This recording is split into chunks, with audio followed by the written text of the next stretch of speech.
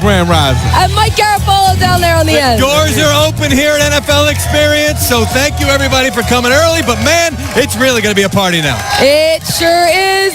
You guys at home, tweet us. Keep all the tweets coming. #GMFB. But let's kick off the hour by checking in with our reporters. Aditi Kinkhabwala is live at the Patriots Hotel. Omar Ruiz is with the Rams. And Aditi, I'm going to start with you because the Patriots, look, they've been here before. They kind of know the whole drill, but not all of them have actually been here before.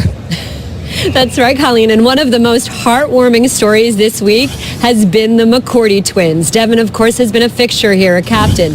Jason, he went 0-16 a year ago with the Browns. These twins, they've played football together from the time they were in Pop Warner, through high school, through college, but they are reunited now in the NFL after 10 years apart.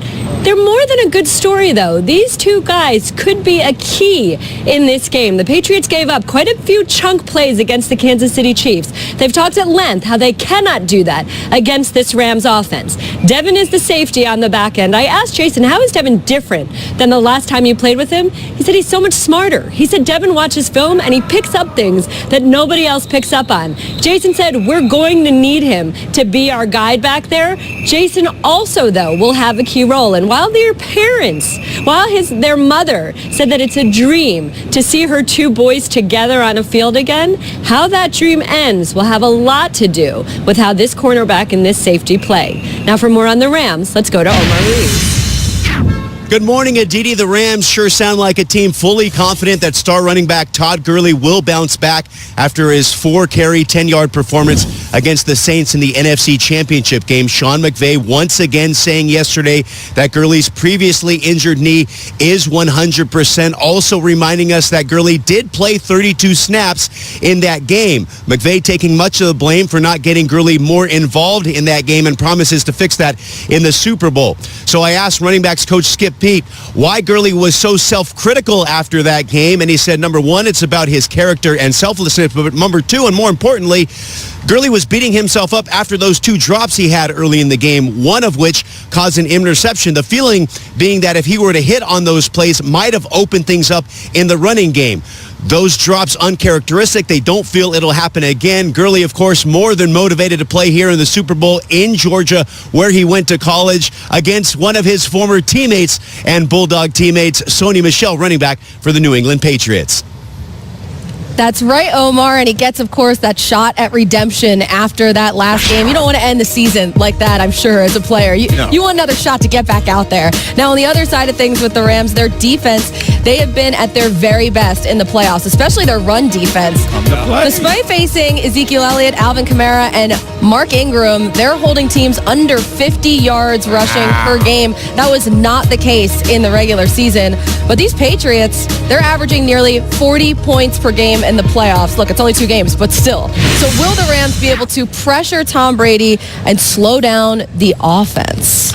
Well, if the Rams can't get pressure, and we know who is in the middle, we know they got those 2 guys, Sue and Donald, but allowing other guys on the outside to get that pressure, collapse that pocket, get him to move, and just to feel the presence, like, hey, you may be out there, Tom Brady, dropping dimes, but somebody's always around. And so that just, at times, that can play into your psyche. A great example is how they rattled Dak Prescott, how they rattled Drew Brees. Sometimes it's really not about tackling the quarterback, just allowing that quarterback to feel a little bit of something, that you got somebody breathing down your neck, and that allows you to, your clock goes off in your head to quicken things up. And when you quicken things up as a quarterback or wide receiver, mistakes generally happen. Yeah, earlier we had Cliff Averill on. He was talking about that pass rush getting to Tom Brady and the defensive backs having to hold up on the outside. Well, Josh McDaniels does a great job of marrying, just from a formation standpoint, marrying the run game to the pass game. He motions Julian Edelman in. You don't know if he's going to block a safety or he's going to eat up the middle of the field like he did last week. He owns the middle of the field.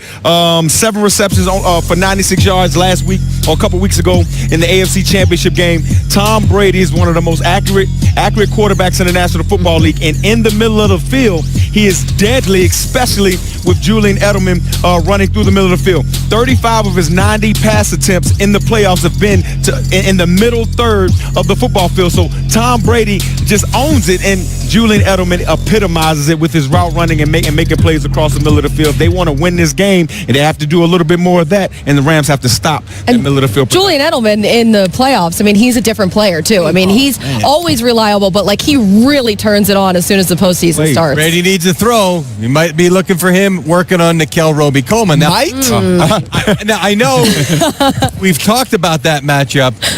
My understanding, now look, nobody's going to give me the game plan. I mean, Darius Slay was sitting here, wouldn't even give me week 3's game plan from earlier this season. You're out of luck. Protected stuff, okay? So I got to kind of parse words and talk to a couple people. But my understanding is the Rams are not going to sit there and try and match up with guys. They're going to do what they do defensively. They're going to play a lot of zone. They're going to mix in a little bit of man. Now, when Wade Phillips faced Tom Brady in the AFC Championship a couple of years ago, he did a little bit of everything. You saw some two-man, you saw some zone, you saw some single high. That's what you have to do. You have to change it up.